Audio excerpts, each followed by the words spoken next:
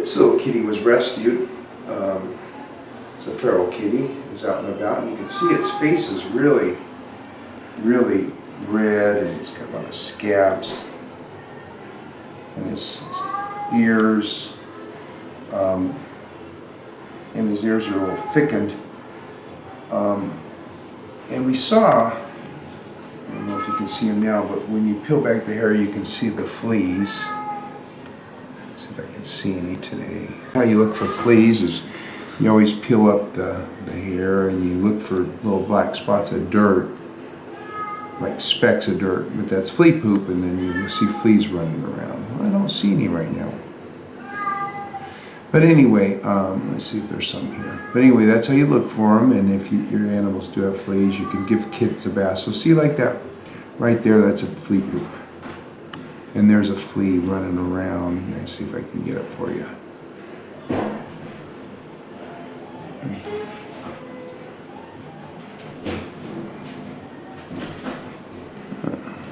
Watch pot never boils, watch fleas never appear.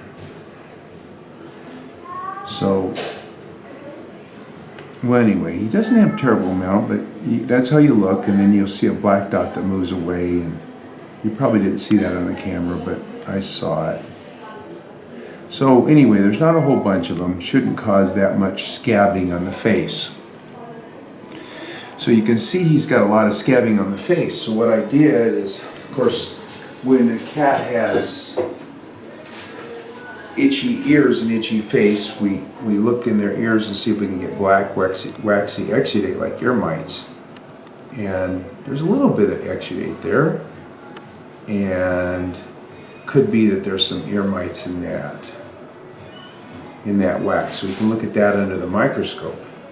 In this case, what I did is I took a blade and and this is something you can't do at home, but you can also, something for y'all to know. Then I put some mineral oil on a slide, and that's just to keep the bugs all there. Once I get the skin scraping, then I scraped on the ear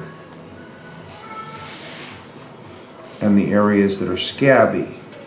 So you can see, if you'll see that, there's some skin stuff on there. And I put that on the skin stuff. Isn't that medical? Scabs and epidermis and scabs. And so what I did is I do that there, and try to find areas that are really irritated, looking for the mange mite or the ear mite. Sometimes in cats, the ear mites can be on the outside of the skin. Here's the little mite we found.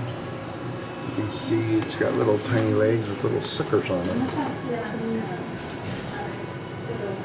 And that's what's crawling around. Multiple ones are crawling around the skin, making this little kitty itch. A little blurry, but you can get the idea. There's a better picture of it. That's what cats have in their ears commonly, and sometimes they will get out of their skin. So what we use in veterinary medicine is we use ivermectin, and it's actually got a picture of a cow on it. This is a kitty. So we use very little. For a cow, we use lots. And for this kitty, we'd only use a third of a tenth. That's a tenth, and there's a third. And then, so we'd use a third of a tenth. So sometimes we'll give ivermectin orally, sometimes we'll use Revolution.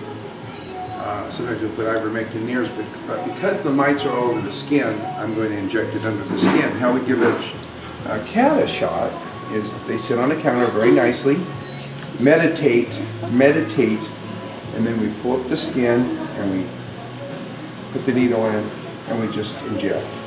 And then we go, calm. And they never mind. Do you? Nope. So earwax in a cat, black earwax coming out of the ears, can sometimes signify this ear mite. It can also have, a cat can also have rarely mange mites, which get under the skin and look rounder and have more suckers on their feet like this one. You can use injectable ivermectin, and also you can use Revolution for younger kittens and Advantage Multi for older cats.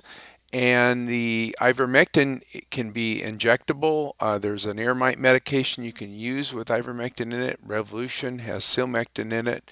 Uh, Ivermectin, you can use the cattle injectable ivermectin, but it's only a tenth. You got to be really careful. You only have to inject a tenth in a 10-pound cat. In a very young kitten, it was only a third of a tenth, or 0.03 cc's, in order to get this little kitten treated. I watched it for a while to make sure it was okay, because it's a young kitty, and I usually don't want to use injectable ivermectin, but the kitty was so affected by this mite, the ear mites on its face, and possibly had mange mites too, which I never saw, that I wanted to make sure it got a good dose. So that's what I used, and I thought you might find the whole description and look of it interesting. Have a good day. Oh, and check out Dog Dish Diet. It's a way to feed your itchy pets or pets with dry skin or obese pets, mostly dogs, for Dog Dish Diet. And then I teach you how to home cook for dogs and cats and feed your pet to avoid the vet. Have a great day.